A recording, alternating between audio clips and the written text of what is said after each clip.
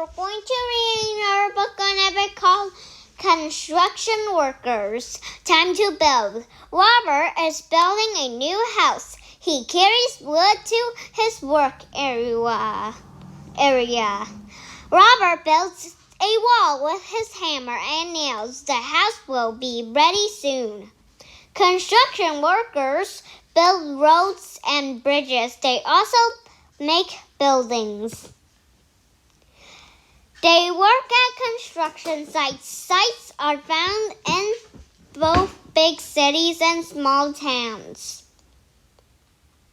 Construction workers first prepare their site. They make sure everything is safe.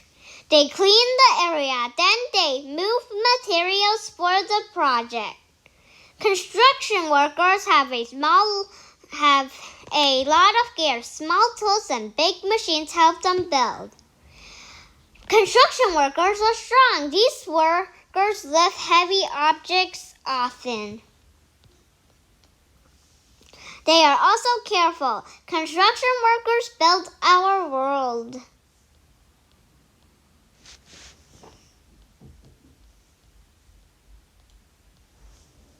And that's the end of Construction Workers, guys. Don't forget to like, share, and subscribe.